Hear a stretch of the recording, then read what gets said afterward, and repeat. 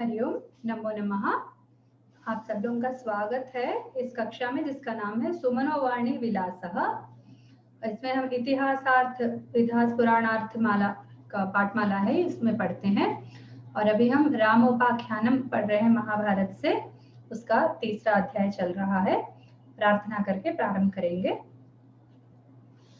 यो ब्रह्माणं विदधाति पूर्वं यो वै वेदांश्च प्रहिणोति तस्मै तम्ह देवमात्मबुद्धिप्रकाशं मुमुक्षुर्वै शरणमहं प्रपद्ये। वक्रतुण्डमहाकाय सूर्यकोटिसमप्रभा निर्विघ्नं कुरु मे देव सर्वकार्येषु सर्वदा। सरस्वती नमस्तुभ्यं वरदे कामरूपिणी विद्यारंभं करिष्यामि सिद्धिर्भवतु मे सदा। नारायणं नमस्कृत्य नरं चैव नरोत्तमं देवीं सरस्वतीं व्यासं ततो जयमुदीरयेत्। रामाय रामभद्राय रामचन्द्राय वेधसे रघुनाथाय नाथाय सीतायाः पतये नमः। रामोपाख्यानम में ये महाभारत में आता है। मार्कंडेय युधिष्ठिर संवाद में हम लोग राम जी की कथा पढ़ रहे हैं। पहले प्रश्न में राम जी के बारे में थोड़ा सा इंट्रोडक्शन, उनके जन्म के बारे में, उनके भाइयों के जन्म के बारे में थोड़ा बता के फिर वो रावण के बारे में बताने लगते हैं महर्षि, जिसमें ब्रह्मा के कैसे वो पुत्र हैं और उनके बीच में कैसे परिस्थितियां रही। फिर उनके पिता को तुष्टि करने के लिए वैश्रवण ने क्या क्या किया, वो सब इसमें है। और फिर उसके कैसे बच्चे रावण आदि का जन्म कैसे हुआ, पुष्पोत्कटा इत्यादि से। फिर उनके एक बार वो पिता के साथ रहते रहते एक बार अपने भाई को देखते हैं, वैश्रवण को, विश्रवा के पुत्र। फिर उनके अंदर एक जलन सी पैदा होती है और वो लोग तपस्या प्रारंभ करते हैं। बहुत पढ़े लिखे, बहुत ही अच्छे ज्ञानी होने के बावजूद उनके अंदर एक असहिष्णुता, एक जलन, एक ईर्ष्या इत्यादि आ जाते हैं। ठीक है, तो इस यहाँ तक हमने किया कि उन्होंने इस ईर्ष्या के कारण तपस्या प्रारंभ कर दी थी कि तपस्या से ही इतना विभव, इतना धन और इतना हम पा सकते हैं। तो उनके कंडीशंस वगैरह हम सब पढ़ चुके हैं। अभी हम 18 श्लोक तक पूरा कर चुके हैं। आज 19वें श्लोक से पढ़ते हैं। ठीक है, ध्यान से सुनिए श्लोक। खरशूर्पणखा चैव तेषां वै तप्यतां तपः परिचर्यां च रक्षां च चक्रतुर्हृष्टमानसौ।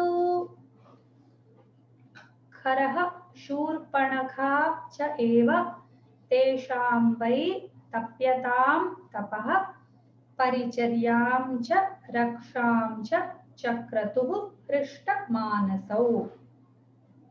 ठीक है, तो मैं शिल्पा भगिनी को बुलाती हूँ इसके अनुच्चारण के लिए। खरशूर्पणखा चैव, खरशूर्पणखा चैव, खरशूर्पणखा चैव तेषां वै तप्यतां तपः, तेषां वै तप्यतां तपः, तेषां वै तप्यतां तपः परिचर्यां च रक्षां च, परिचर्यां च रक्षां च, परिचर्यां च रक्षां च चक्रतुर्हृष्टमानसौ, चक्रतुर्हृष्टमानसौ, चक्रतुर्हृष्टमानसौ। धन्यवाद आपका। तो इसमें हम देखते हैं कि सारे शब्द हमारे लिए ज्ञात ही है, केवल चक्रतुः ये पता नहीं था हमको। तो अभी देखते हैं इसका अन्वय और प्रतिपदार्थ तात्पर्य। खरः शूर्पणखा चैव हृष्टमानसौ तपः तप्यताम् तेषां वै परिचर्यां च रक्षां च चक्रतुः। ठीक है, खरः शूर्पणखा, ये कौन है? जो बच्चे हैं, जो तीनों लोग। रावण की तपस्या कैसी थी, कुंभकर्ण की तपस्या कैसी थी, विभीषण की तपस्या कैसी थी, ये सब उन्होंने पूरा वर्णन करने के बाद अभी बता रहे हैं खर और शूर्पणखा की बात। तो खर की तपस्या, खर और शूर्पणखा तपस्या नहीं कर रहे थे, पर हृष्ट मानसो, संतुष्ट होकर, संतोष के कारण, यानी बहुत ही आनंदित होकर, बहुत ही एकदम हर्षोल्लास कहते हैं ना उससे, तपः तप्यताम, तपस करते हुए, हाँ, तेषाम, उन सबका, परिचर्याम रक्षाम च, उनकी परिचर्या की, उनकी रक्षा की। ठीक है, चक्रतुः दो है इसलिए ये लिट लकार है, चक्रे चक्रतुः चक्रुः। हाँ, लिट लकार परस्मैपदी का है, गृह धातु का परस्मैपदी रूप, वो है तो उभयपदी इसका। तो ये फिर एक एक शब्द देखते हैं। चैवा में संधि है, च एवा हृष्टमानसौ, चक्रतुर हृष्टमानसौ, यहाँ पर एक संधि है, चक्रतुः प्लस हृष्टा। तो चक्रतुः में जो विसर्ग है वो र में बदल गया, चक्रतुर। ठीक है, वो संधि के कारण चक्रतुर। विसर्ग के कई रूप होते हैं, तो उसमें से एक रूप र है, रेफा, तो रेफा में बदल गया है चक्रतुर हृष्टमानसौ, हृष्ट। तो वो हृष्टमानसौ, हृष्टम मानसम यस्य, हृष्टमानसः हृष्टमानसा। तो यहाँ पर दोनों है, एक लड़की भी एक लड़का भी है, तो हृष्टमानसौ। ठीक है, तो ये तपः तप्यताम तेषां वै, तपस करते हुए उनका, किनका? उन तीनों का, रावण, कुंभकर्ण, विभीषण, उन तीनों का, परिचर्याम, परिचर्या आकारांत स्त्रीलिंग, रक्षा आकारांत स्त्रीलिंग। ठीक है, उसको द्वितीय विभक्ति है दोनों, उसको किया। चक्रतुः के लिए वो कर्म है। ठीक है,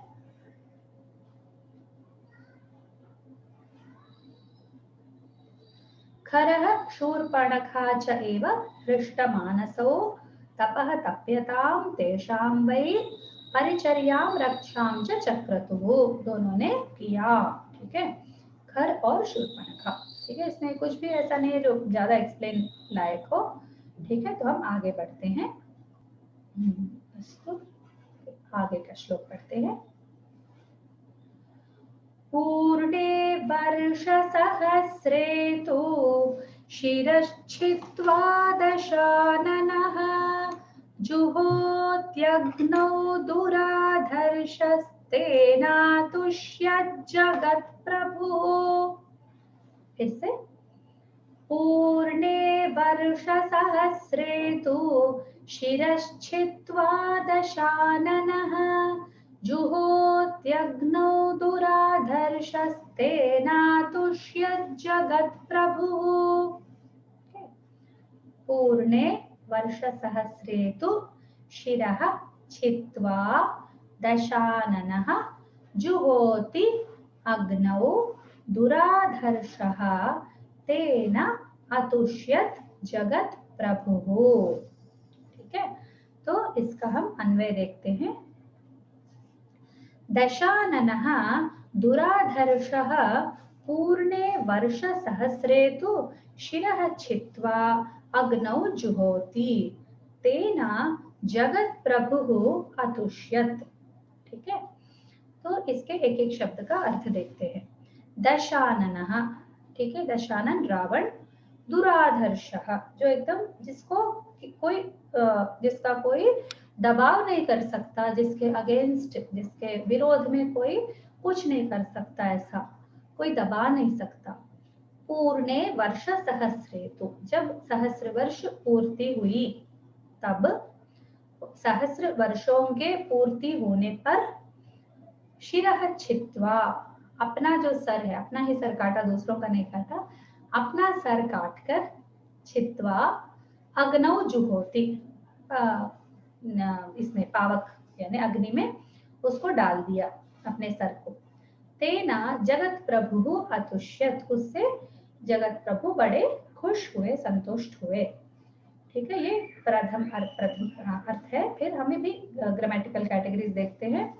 दशाननः, दश आननाः यस्य, जिसके 10 आनन है वो।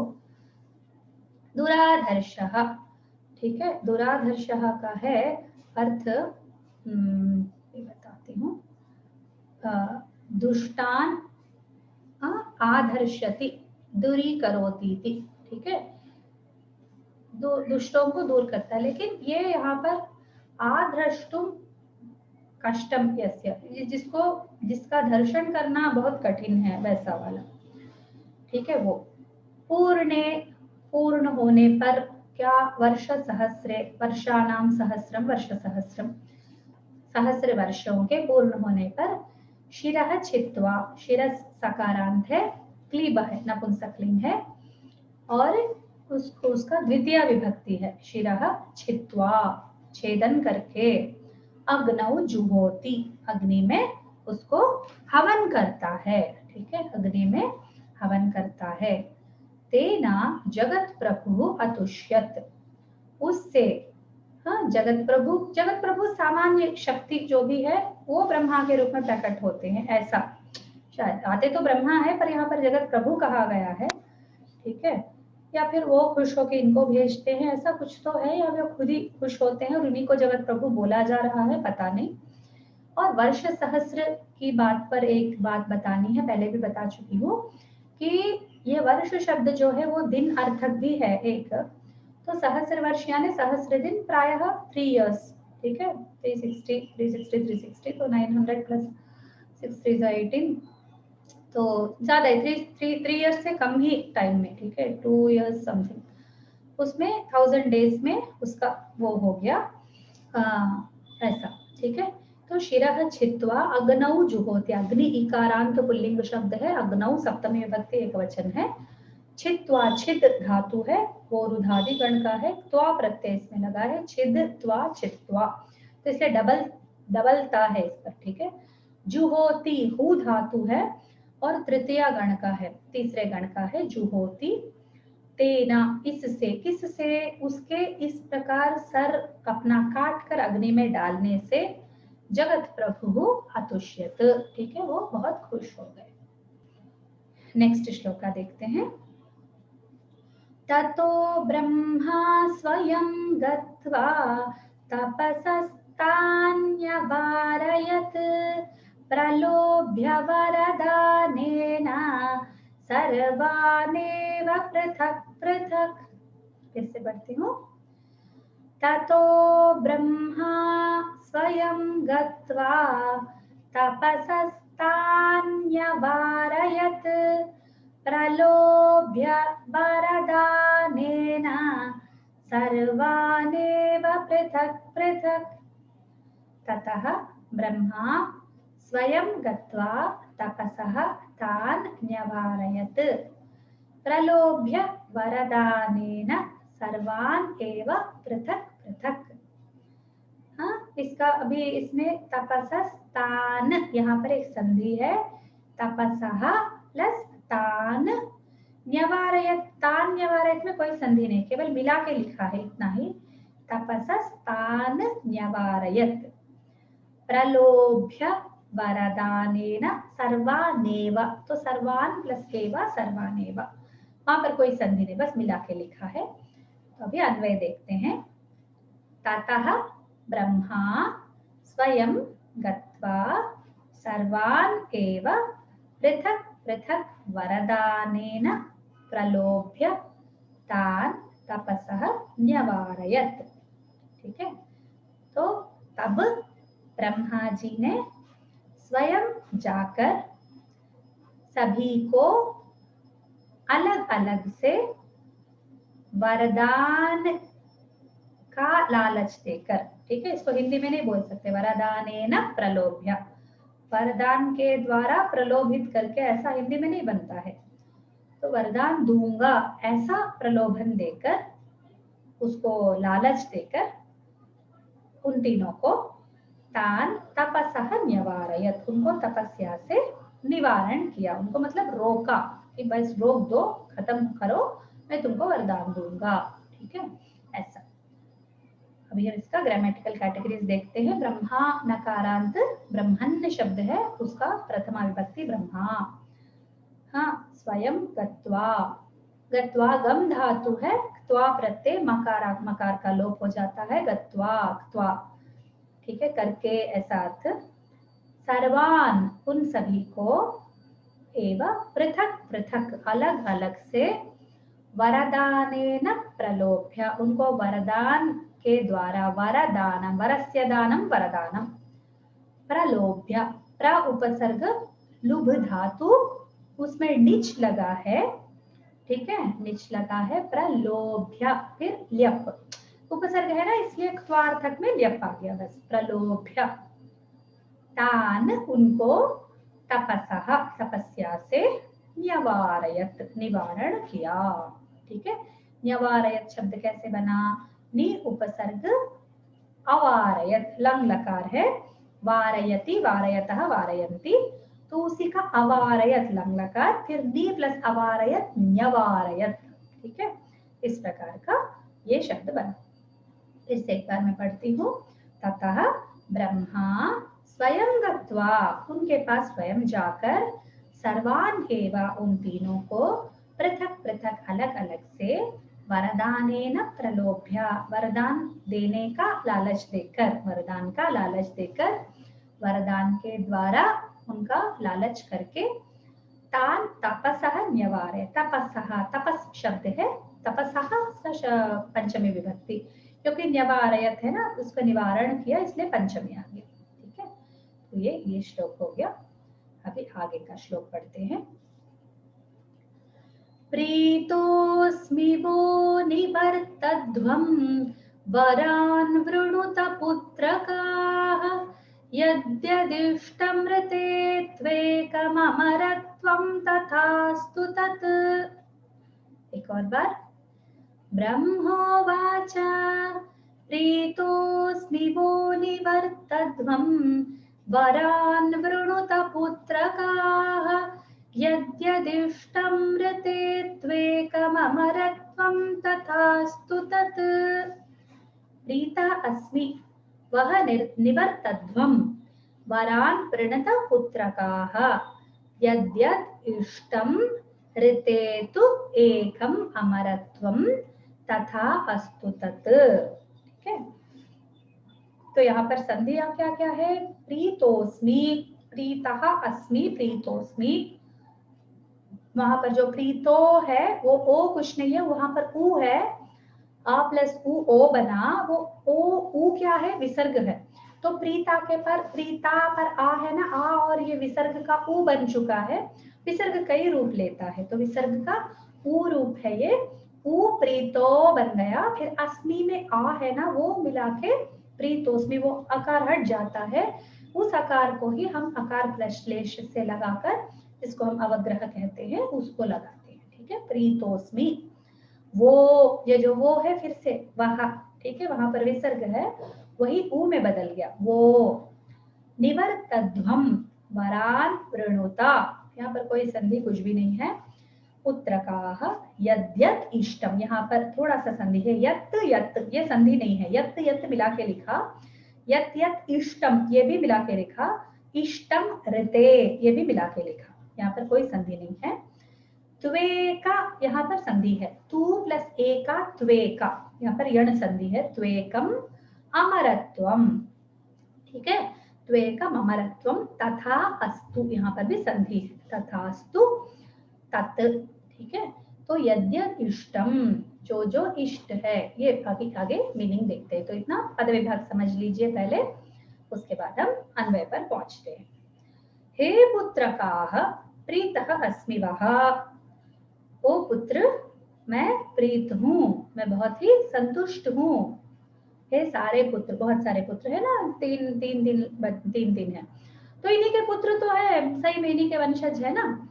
तो पुत्रकाः प्रीतः अस्मि, मैं बहुत खुश हुआ, प्रीतः अस्मि वः, तुम लोगों से बहुत खुश हूँ।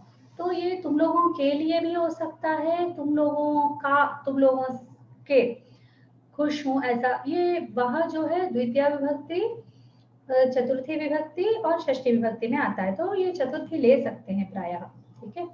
निवर्तध्वम, तो तुम लोग निवारण, निवर्तताम बोलते हैं ना, मतलब इसको हट जाइए, इसको अभी रोक दीजिए। अलम तपसा, तो तपस्या अभी रोक दीजिए, ऐसा निवर्तध्वम। तो वृत्त धातु है, नि उपसर्ग है, ये निवर्तते ये आत्मनेपदी है, तो निवर्तध्वम तुम लोग मध्यम पुरुष बहुवचन। ठीक है। निवर्तध्वम वरान प्रणुता, वरों को ले लीजिए, मांग लीजिए, वरों को चुनिए। ठीक है। वर ले लीजिए, वृणुता यानी चुनना। ठीक है। कुछ वरों को चुनिए, ये हिंदी में नहीं बोलते, वर मांगिए बोलते हैं, संस्कृत में वरान वृणुता, चुनिए। ठीक है। तो तेलुगु में वरान डिजायर टू, ये कैसे बोलते हैं, तेलुगु में भी मांगना ही बोलते हैं। ठीक है। कोरु कोरु बोलते हैं उसको, तो वरान वृणुता। यद्यत इष्टम, जो जो तुमको इच्छा है, इष्टम है। ऋते एकम, बस एक छोड़ के, वो एक क्या है, अमरत्वम। ठीक है। वहां यद्यत इष्टम मृते है, तो मृते तो मरा हुआ ऐसा नहीं है। ठीक है। मरने पर ऐसा ये मीनिंग नहीं है।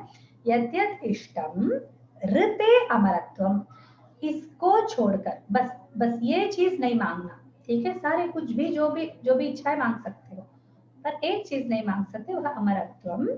तथा ततस्तु, उसको छोड़कर कुछ भी हो सकता है।